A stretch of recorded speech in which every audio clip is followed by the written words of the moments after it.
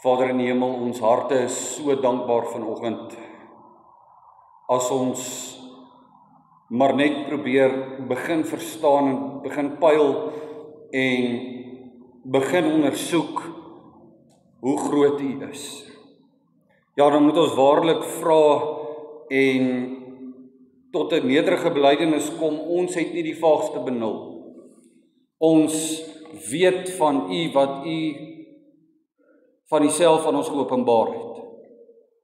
Ons weet dat die profeet Jesegiel U sien in die hoogste hemele wat troon tussen die gerubs wat op U ewige troon sit en regeer oor alles en almal. Nie net hulle wat U koningskap erken nie, maar die ganse wêreld. Ons weet dat Johannes U seun Jesus Christus sien en dat dit hom bring by die punt waar hy op sy knieë neerval in aanbidding. Ons weet dat Petrus en Johannes en Jakobus op die berg van verheerliking, toe hulle die Messias vir 'n oomblik in al sy goddelike mag en koningskap sien, dit nie kon hou nie. Ons weet dat Elia homself moes gaan wegsteek het as U in U koninklike luister verbykom.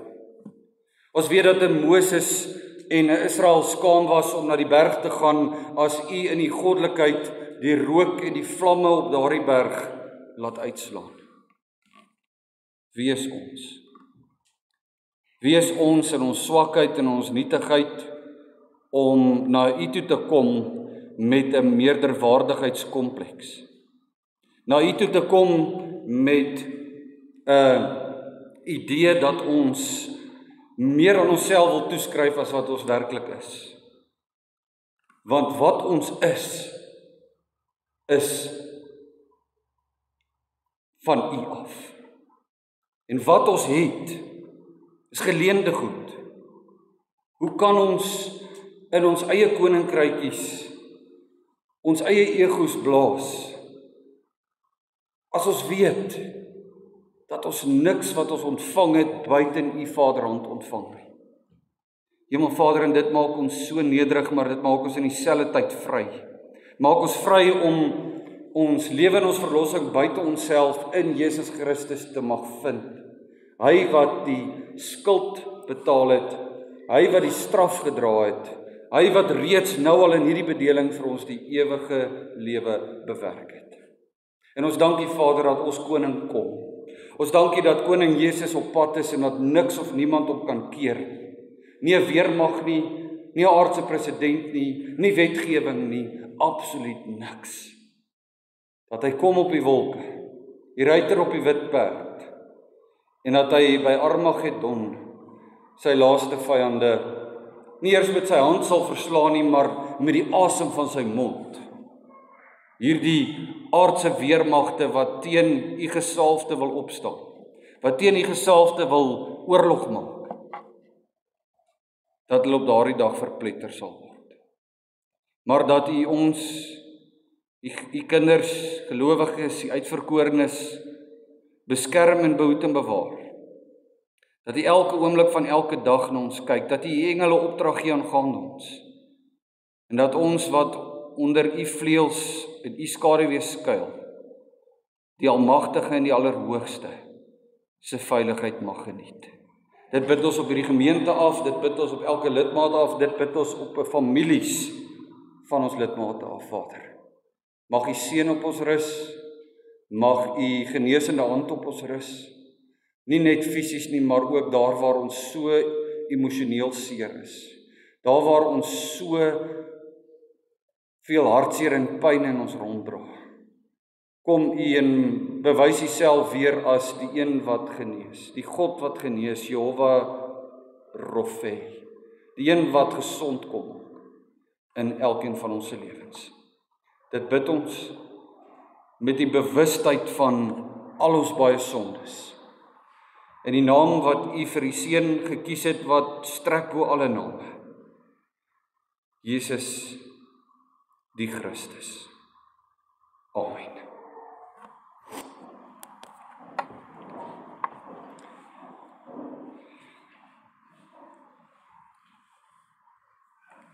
Geliefde kind van God, in 'n redelike interessante reeks waarin sekerlik baie van ons al baie geleer het rondom die kruis, gaan ons voort met die 5de preek in hierdie reeks. En ons het mense na die kruis toe ontmoet.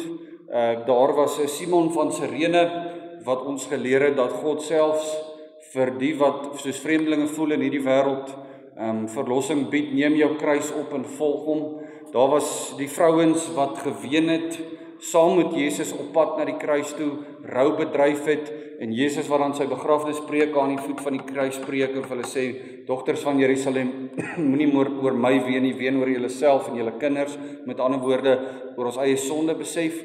Dan was daar rondom die kruis die centurion, die hoofman oor 100 soldate wat Jesus gepynig het, geslaan het, gegeesel het, die doringkroon in sy kop ingedruk het, en selfs daai koue doodmaak masjien, sy hart word gebreek. As Jesus Christus sy laaste asem uitblaas, dan sê hy, hierdie was die seun van die lewende God. En dan laas week het ons vir Maria Magdalena beter leer ken. 'n Vrou op wie se geskiedenis niemand trots kan wees nie, maar dit maak nie saak. As Jesus Christus in jou lewe inkom, dan sê die profete, hy wil aan jou sonde nie meer dink nie. Hy maak skoon, hy vat weg, maar nou lê die verantwoordelikheid by jou, sodat jou lewe moet verander, soos Maria Magdalena sê. Vandag, aan die kruis. Daar was iets interessant, ons kry baie keer die idee, en ons sien dit baie keer op afbeeldingkies en goedjies, dat Jesus Christus alleen aan daardie kruis gehang het. Dis nie die waarheid nie. Ons lees in Johannes 19 die volgende. Ek wil dit vir ons lees uit die meer letterlike 33-53 vertaling. Johannes 19 vers 19 tot 22 aan die kruis. En Pilatus het ook 'n opskrif geskrywe en dit op die kruis gesit.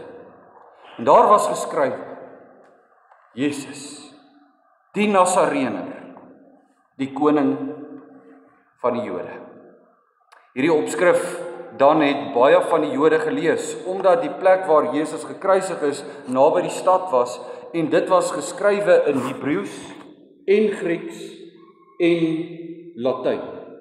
En die hoofpriesters van die Jode het vir Pilatus gesê, moenie skrywe die koning van die Jode nie, maar dat hy gesê het, ek is die koning van die Jode. En hoor nou mooi, Pilatus het geantwoord, wat ek geskryf het ek geskryf. Nou, geliefde kind van God, in hierdie dae waarin ons leef, is daar amper niks wat 'n mens so kan ontstel, as iemand wat 'n klomp snert skryf. Kyk nou maar na die liberale media, en kyk hoe hulle sekere agendas bevorder, en ander dinge nou weer afskeep. Wat het in jou hart aangegaan toe jy agtergekom het iewers in 'n aand in Desember het ons regering wat onder Voorvadergees aanbidding staan 'n wet onderteken, 'n eiendomswet onderteken, wat maar net die begin is, wat dit moontlik kan maak om jou eiendom te kan kom vat sonder vergoeding. Die pen het mag. Daar's nie verniet so 'n spreekwoord nie. Die pen het mag. Maar weet jy wie het al mag? God. Met ander woorde, maak nie saak wat 'n Voorvadergees aanbidder in hierdie land wil afteken as wet nie. God hou uiteindelik die pen vas. En dit is wat Pilatus en die Joodse Raad ook op die harde manier moes leer. Want Jesus hang nie alleen aan daardie kruis nie. Jy het dalk al beeltjies gesien of goedjies van 'n kruis, en dan hang hier nou iemand en dis nou net hy. Dis nie waar nie. Saam met hom hang daar 'n bordjie aan daai kruis. 'n Bordjie wat sê Jesus die Nasarener, die koning van die Jode. Hierdie bordjie is so onmisbaar aan die kruis vas, dat Matteus, Markus, Lukas en Johannes, al 4 evangelieskrywers sê, dit is so. Wat maak hierdie bordjie so belangrik? Hierdie bordjie bevat die hele wese van Jesus Christus in 'n paar woorde. Dit sê vir die mens wat daar verbyloop, dit sê vir jou wat vanoggend hierdie skrifgedeelte bestudeer, wie daar hang. Dis 'n onmisbare deel van die kruisgebeure. As daai bordjie nie daaraan vas was nie, het die Jode daar verbygeloop en gedink, ag, maar net nog 'n misdadiger. Dit sien ons wel hoe duidelik dit is ook in die aanloop van die kruisiging. Op daardie Vrydagoggend baie vroeg staan Jesus in sy verhoor voor Pilatus. En dan vra Pilatus vir die Joodse priesters, watse beskuldiging bring julle in teenoor hierdie man? Die Romeinse wet sê tog, ons kan nie iemand ter dood veroordeel, maar daar's nie 'n beskuldiging. En dan sê hulle, hierdie man het gesê, hy is die seun van God, hierdie man het gesê, hy's 'n koning. Terwyl 'n Fariseer Natanael wegglip een nag om met Jesus te kom praat en in Johannes 1 vers 50 sê hy, Rabbi, u is die seun van God, u is die koning van Israel. En dan as Jesus in Jerusalem ingery kom, net voor sy kruisiging, wat roep die mense uit? Hulle sê, Hosanna, geseënd is hy wat kom in die naam van die Here, wat? Die koning van Israel. Dis sekerlik die Joodse leiers se skerppunt van hulle aanklagte teen Jesus. Hy is nie ons koning nie. Ons wil nie hom hê nie. En 'n paar verse later in Jesus se verhoor vra Pilatus dan vir Jesus self, is u die koning van die Jode? Waarop Jesus antwoord, my koninkryk is nie van hierdie wêreld nie. As my koninkryk van hierdie wêreld was, sou my dienaars geveg het, dat ek nie aan die Jode oorgelewer moet word nie. Maar nou is my koninkryk nie van hier nie. En dis wat Jesus vir Pilatus antwoord, my koninkryk, ek is 'n koning, maar my koninkryk is nie van hier nie. En op grond van dit, wat Pilatus van Jesus hoor, gee hy nou opdrag dat Jesus gekruisig moet word. Hoekom?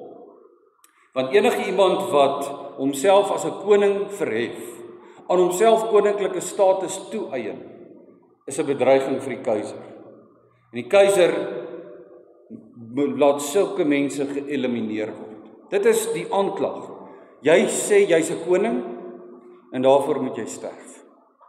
En nou loop die koningskapslyn van Jesus Christus, al dink hulle spot, verhef hulle hom die hele tyd tot koning, want hulle kry geen aanklag teenoor hom nie. Hy sê hy is koning, sy koninkryk is nie van hier nie. Wat doen die soldate? Hulle trek vir hom 'n purper kleed aan. Purper of 'n perskleed. Pers is die kleur van 'n koning. Hulle sit vir hom 'n kroon op sy kop, nou wel 'n doringkroon, maar hulle sit vir hom 'n kroon op sy kop. Wees gegroet, sê hulle vir hom, wie? Koning van die Jode. En hulle het hom in sy aangesig geslaan. Ons sien op daardie dag dat daar 'n totale verwerping ook is van Christus se koningskap, soos vandag nog. Nou die prediking het vir enige iemand nuus wat Jesus Christus se koningskap nie aanvaar. Dit hang nie van jou af. Hy is nie minder koning omdat jy bely en sê Jesus is nie my koning. Inteendeel, dit maak hom meer van 'n koning. Hy is verwerp deur die Jode. Hulle wil hom met alle mag dood hê. Hulle sê kruisig hom, hy is nie ons koning nie. Hoekom? Want hy kan ons nie polities van die Romeine verlos nie. Dis wat die Jode wou gehad het. Hulle wou nie 'n verlosser gehad het in die ewige lewe nie. Hulle wou 'n verlosser vandag gehad het. Iemand wat met mag op die toneel bars en Romeine met 'n swaard afmaai dat jy net sien koppe trek. Dis wat die Jode wou gehad het. En hier kom Jesus en hy voldoen nie aan hulle verwagting nie. Hy is nie ons koning nie. Hy word verwerp deur Pilatus. Pilatus wat dink hierdie self aangestelde koningkie gaan 'n bedreiging inhou vir die keiser. Hy moet dood. En hy word selfs deur die soldate word hy verwerp. Want hy moes ly om gekruisig te word, behandel en mishandel en minagtend gespot, doringkroon, koning van die Jode in 'n spottende stem, Selfs as hulle hom kruisig, dan spot hulle so grappend, dan sê hulle, hierdie koning kan darm nie sonder onderdane wees nie. Sies tog. Kom ons gee vir hom onderdane. Kom ons kruisig een links en een regs van hom, dan het hierdie self aangestelde koninkie darm 2 onderdane. Die aanval van die Satan neem nou in alle felheid toe. En ten spyte van alles wat aan die gang is dit God die Vader se beskikking, dat daar 'n bordjie bo Jesus Christus se kop aan daai kruis is met die woorde, Jesus die Nasareëner, die koning van die Jode. Was gebruik in daardie tyd dat om so 'n plakkaat of 'n tablet of 'n bordjie om iemand se nek te hang, wat ter dood veroordeel word, met die aanklag daarop geskryf, sodat dit as 'n tipe afskrikmiddel kan dien. So as jy verhoor wagtend is, loop jy met 'n bordjie om jou nek en hier staan wat jy aangevang het, en dan kan die mense nou skrik. So, hierdie gebruik was ook by die Pasgafees by elke Israelitiese gesin teenwoordig. Hulle het met hulle lammers daar aangekom, want hierdie lam, die Pasgalam, moet 3 uur daardie middag in die tempel geslag word, en dan moet die Pasgalam onder gesinne geëet word. Maar daai lam kom met 'n bronsplaatjie om sy nek, kom uit die tempel binne. En op daai bronsplaatjie staan geskrywe die naam van elke familielid in daai gesin vir wie daai lam plaasvervangend moet sterf. So met ander woorde, daar's 'n tou om hierdie lam se nek vasgemaak tot op die plek waar daai lam geoffer sou word. En so kan die lam van God ook nie sonder 'n plaatjie, sonder 'n bordjie, sonder 'n inskripsie na sy slagpale toe gaan nie. En hierdie bordjie moes bo Jesus se kop hang in Latyn, in Hebreëus en in Grieks. Want net op daai punt, Dagie, gaan net vir ons na skyfie nommer 12 toe, asseblief. In Hebreëus, in Grieks die middelste sin, in Latyn die onderste sin.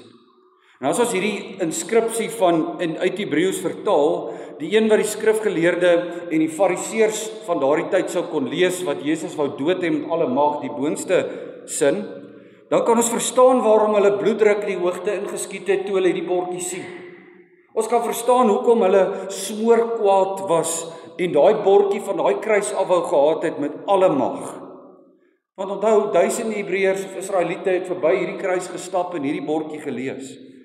En nou is daar tipies van, nie net in daardie tyd het jy gelees wat daar staan nie, maar daar was 'n skryfwyse en 'n leeswyse dat jy die eerste letter van elke woord vat, dit bymekaar sit en dan die dieper betekenis van die woord kry. So al staan daar Joshua Anatsri Vemelech Hayodem. Lees die Israeliet wat daar verbyloop, die alledaagse Israeliet, totaal en al iets anders. Dis algemene gebruik van selfs na die ballingskap af, het die mense taalkundig so fyn geskryf, dat die eerste letter van elke woord in die Hebreëse sin 'n nuwe woord spel, en daai woord gee vir ons die dieper betekenis van die sin. Nou wat gebeur hier? Wat gebeur aan daai bordjie op die kruis? God hou Pilatus se pen vas. Onthou, Pilatus is nie eers 'n Hebreër. Pilatus het moontlik Strams Hebreëus geskryf. En gaan vat die 4 eerste letters van daai inskripsie. Jesus die Nasareëner, die koning van die Jode. En jy kry die godsnaam. Jahwe. Jahwe. Die naam wat aan Moses openbaar. Die naam wat in Eksodus 3 staan, ek is wat ek is. En daarom spel hierdie eerste 4 letters God se heilige naam. Deur die bordjie te skryf soos Pilatus geskryf het, skryf hy God se persoonlike naam bo op die lam van God. Dit is ook waarom die godsdienstleiers met alle mag hierdie bordjie wil verander. Want sodoende staan die naam van God nie meer op die kruis nie. As Pilatus die bordjie so los, verkondig julle aan die hele wêreld dat Jehova die koning van alle konings is. En dit is die eerste en die enigste keer wat Pilatus sy man staan teen die skare. En dan sê hy vir hulle, Wat ek geskryf het ek geskryf. Wat 'n wonderlike troos in jou eie lewe. Daar waar die pen of die tong van onregverdigheid al teenoor jou geskryf het. Daar waar die pen of die tong al na jou toe gekom het met verkleinering of met afbreking of met boelie gedrag na jou toe kom. Maak nie saak wie dit is wat die pen skryf nie. Dis God wat hom vashou. So ook in hierdie land. Of jy dit nou wil glo of nie. En al is dit hoe moeilik om te glo of nie. Niks gaan buite God se raadsplan om gebeur. En dit is ons troos. God gebruik Pilatus om sy naam op sy lam te sit vir die wêreld om te sien. En hierdie is kragtig. Hierdie is iets wat jou in die geloof gaan opbou, want daar lê krag in sy naam. Toe hulle Jesus wou gevange neem, staan hy daar in Getsemane. 600 soldate wil hom gevange neem met stokke soos 'n hond. Al wat hy vir hulle sê is, hulle vra vir hom is U, Jesus die Nasareëner, en al wat hy vir hulle sê is, ek is die Godsnaam. Wat gebeur met daai 600 Romeinse soldate? Hulle val agteroor op die grond. Dis die krag van die Godsnaam in jou lewe. Hou op, Here, Here. En as jy nie verstaan waarom die woord Here deur enige Christen gebruik hoef te word nie, kom sien my Dinsdag hier buite, dan verduidelik ek dit vir jou. Ek sal elke Hebreëse woordeboek wat ek het saambring. En raai wat? Onder die betekenis van die woord Baal, die groot afgod in die Ou Testament Baal, sy eerste betekenis is altyd Lord. Here, Here. Hierdie is sy naam. Ek is Jehovah. Begin dit gebruik en begin die krag van God in jou lewe te ervaar teen Pilatus se pen. En al hou Pilatus hierdie pen met bose gedagtes vas, met vernedering, bepaal God hoe hy gaan skryf daai Vrydagoggend. Tot alles tot sy eer geskied. Dat hy 'n goddelose Romein gebruik om die Godsnaam bo Jesus Christus sy seun vir die hele wêreld uit te spel om te lees. Hier hang die lam van Jehovah. En nou hou Pilatus die pen daar vas en die krag van hierdie woorde sou hy nooit self besef het nie. Hy sou nooit self besef het wat dit beteken, Jesus die Nasareëner, die koning van die Jode. Matteus noem hierdie 'n beskuldiging. Markus en Lukas noem dit 'n inskrywing, maar Johannes noem dit tereg in Grieks titlos, 'n titel, 'n titel. Dit is sy titel. Sonder dat Pilatus dit weet, gee hy vir Christus in sy ergste uur van vernedering aan die kruis 'n titel. Hy gee dit nie vir hom nie, hy bevestig dit net. Jesus die Nasareëner, die koning van die Jode. En hoor hoe strategies bewerk God die Vader hierdie gebeure rondom die kruisiging, dat alles tot sy doel en tot sy eer geskied. Ons lees in vers 20 dat baie Jode hierdie opskrif kon lees. Omdat waar Jesus gekruisig is, staan daar naby die stad was. Dit was die dag van die Pasga, so daar was klaarblyklik duisende en duisende Israeliete wat na die tempel gekom het om daar die Pasgalam te slag en te eet. En net voor hulle Jerusalem binne gaan, op die pad, langs die pad, aan 'n koppie, op 'n koppie, buite Jerusalem, hang 'n man met die titel Koning van die Jode. Maar dit is nie net die Jode wat dit kan lees nie. Ons sien dat Pilatus hierdie titel in 3 tale aangebring het, in Hebreëus, dan in Grieks en dan in Latyn. Hebreëus was die taal van die verbondsvolk Israel, die geloofstaal. Met ander woorde, elke gelowige kan dit tot vandag toe nog lees, in jou eie taal. Hy is jou koning, en hy is jou volk se koning. Maar jy kan dit ook in Grieks lees, die wêreldtaal van daardie tyd, amper soos Engels vandag, almal kon Grieks praat. Dit was die taal van kuns en kultuur. Dit was die taal waarin wetenskap beoefen is. Latyn, dit was die taal van die wêreldheersers. Dit was die taal van die politiek en die regsgeleerde. En as Jesus aan daardie kruis hang met die titel bo sy kop in Hebreëus, dan sê dit vir die geloofsgemeenskap, hulle moet dit weet, Jesus is jou koning. Nie Charles nie Cyril Ramaphosa nie. Jesus is jou koning. Daar is geen ander koning nie. Vir ons vanoggend 'n ontsaglike troos. Die Vader salf hom tot die ampt van priester, profeet en koning. Dis nie arme Jesus wat daar hang nie. Dit is koning Jesus wat daar hang in jou plek. Pasgalam met die naam van God op sy bordjie in jou plek. Laat dit ook vir die ongelowige 'n waarskuwing wees.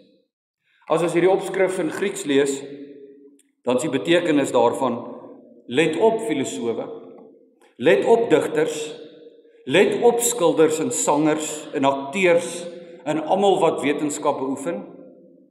Jesus is jou koning. Sing so, praat so, skryf so, lees so. Alles wat jy uitbeeld, doen dit tot sy eer. En as hy hierdie opskrif in Latyn lees, dan sê hy vir die politici, die magsbehepte parlementariërs, die maghebbers, die generaals van weermagte, die regters, die presidente, die konings wat hulle self tot koning op aarde maak. Jesus is jou koning. Hy is koning bo alles en almal. Sy hemelse leerskare sal eendag die wêreldse konings 'n voetbank maak vir sy voete. Psalm 110. Psalm 2 getuig daarvan, hierdie wêreldheersers sal teen hierdie koning opstaan en hy sal hulle verdelg. En so roep hierdie titel van Jesus eeue terug in die psalms al. Daar Psalm 96 vers 10 staan, sê onder die volke, Jehovah is koning.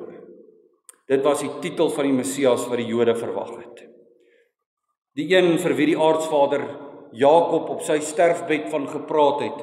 Genesis 49 vers 10, die scepter sal van Juda nie wyk nie. Hoekom? Want Jesus Christus is uit die stam van Juda gebore. Die scepter, die regeringsmag sal van daai stam nie wyk nie. Die een wat Biliam van ver af gesien het, Numeri 24, 'n scepter kom uit Israel op. Jesus Christus en hierdie bordjie is 'n profetiese vervulling daarvan. Oor die een oor wie die belofte aan Dawid uitgespreek is in 2 Samuel 7, hy sal vir my huis 'n naam bou en ek sal sy koninklike troon bevestig tot in ewigheid. Wie? Jesus Christus, die seun van Dawid. Die een van wie elke liewe psalm sing en profeteer. In sommige gereformeerde kerke, ander gebruik die groen psalmboek. Vir ons, vir wie elke liewe psalm sing en profeteer. Die Joodse raad meen, Pilatus, jy het geen reg om hierdie man uit Nasaret van alle plekke, Jesus die Nasareëner, 'n titel te gee nie. Hy is nie ons koning nie. Daar is 'n stigma in daardie tyd aan Nasaret gekleef en daarom sê Nathanael vir Jesus die Nasareëner, die Messias, vra hy in verbasing, kan daar iets goed uit Nasaret kom? Kan daar iets goed wees uit Nasaret uit? Pilatus, wil jy hierdie man met die voorkoms waarvan ons nie hou nie, die politieke mag wat hy niks van het om die Romeine uit te sorteer nie, en ons uit die mag van die Romeine polities te verlos nie, 'n agteraf Jood uit 'n agteraf Nasaret dorpie, wil jy hom waaragtig waar nou 'n titel gee wat sê koning van die Jode? Verander wat jy geskryf het. En weer eens sien ons God die Vader aan die werk. Ten spyte van wat die mens in sy boosheid bedink, God se raadsplan kan nie gebreek word nie. Vers 22, wat ek geskryf het, het ek geskryf. Klaar. Dit vir 'n ou wat nogal kon gee en neem, wat kon onderhandel, wat kon sê, okay, ek sal vir julle hierdie gee, ek sal hierdie toegee, okay, mag gekruisig word. Hy het by daai punt gekom waar hy sê, wat ek geskryf het, het ek geskryf. Hierdie titel kan nie verander nie. God se naam kan nie verander nie. Dit is hoekom daai inskripsie dieselfde bly. Selfs in die ergste uur van vernedering bly hy koning Jesus. En as hy aan daardie kruis hang tussen hemel en aarde, is dit simboliek. Die aarde wil hom nie hê nie. Hulle verwerp sy koningskap tot vandag toe nog. Dit word al in sy verhoor baie duidelik. Die hemele wil hom nie hê nie, daarom roep hy uit, my God, waarom het U my verlaat? So verlate hang hierdie koning tussen hemel en aarde, die koning van alle konings. En so hoor ons weer Christus se woorde. My koninkryk is nie van hier nie. Verstaan dit tog in jou eie lewe. As jy nou moedeloos is met hierdie regering en met wat in hierdie wêreld aan die gang is op hierdie oomblik, verstaan dit tog, Jesus Christus, jou koning wat vir jou kom sê, my koninkryk is nie van hier. Met ander woorde, ek gaan tot niet maak en ek gaan my koninkryk volkome hier by julle kom vestig. En tog kyk Pilatus en die Romeine na die titel in hulle lag. Die selfaangestelde koninkie is op sy plek gesit.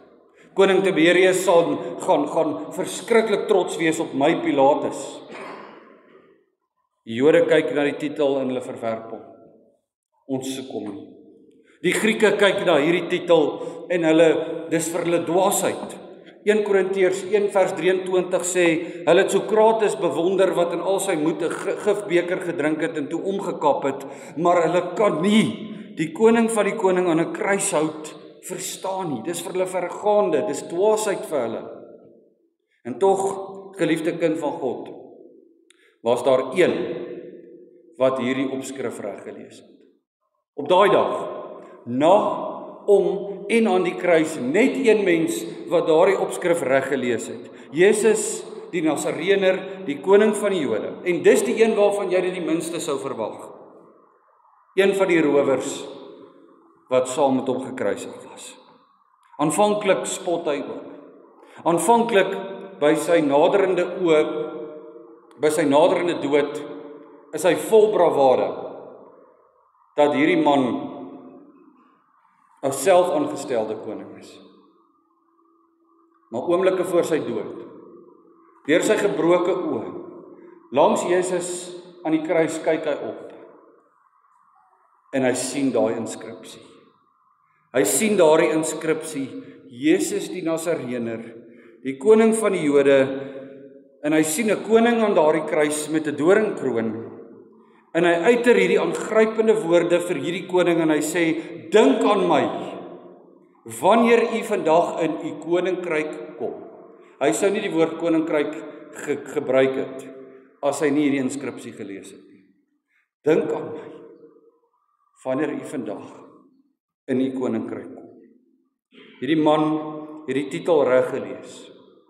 En daarom vra hy vir Jesus, koning, as u vandag in die koninkryk is, laat daar net 'n flitsende gedagte van my, wat langs u gesterf het, by u verbygaan.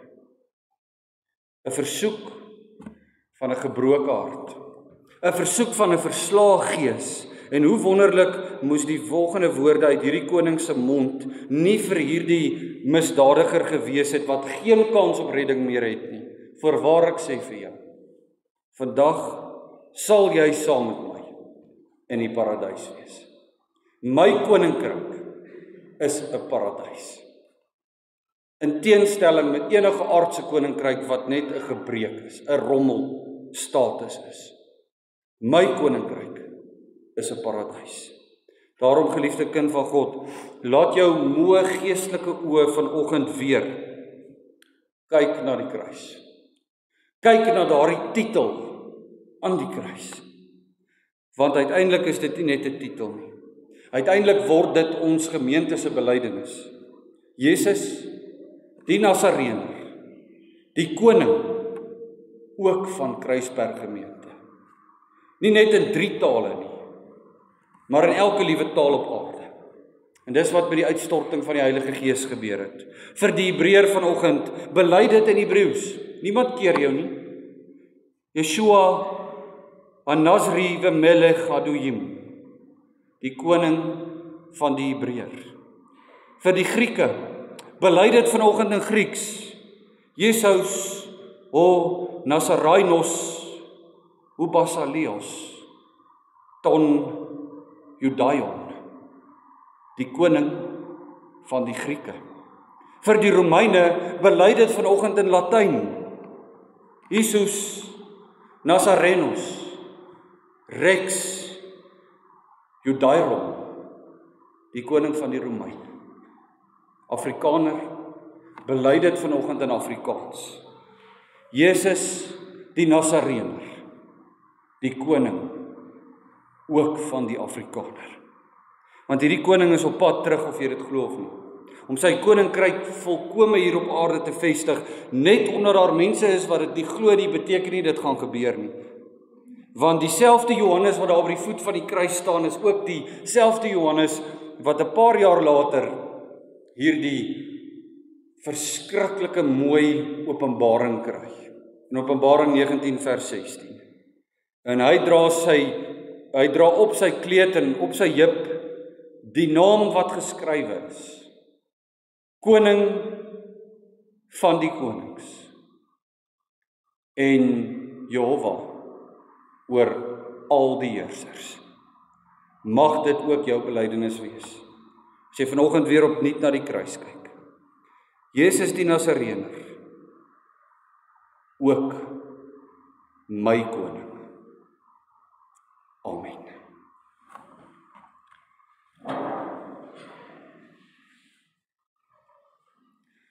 Vader, ons buig vanoggend gewillig in aanbidding voor U neer. Ons buig in aanbidding neer, want ons dien die koning van alle konings. Ons is nie te goed nie, ons is nie te ryk nie. Ons is nie te gesond nie en ons is nie te sterk nie. Inteendeel, om dienaar, om slaaf van Jesus Christus te wees, bring ons opnuut weer onder die bewustheid van die feit dat hy koning is en ek onderdaan. Mag dit ons gemeente se belydenis wees wanneer ons ook in hierdie tyd van die jaar na die kruis kyk. Jesus die Nazarener, die koning, ook van hierdie gemeente. Amen.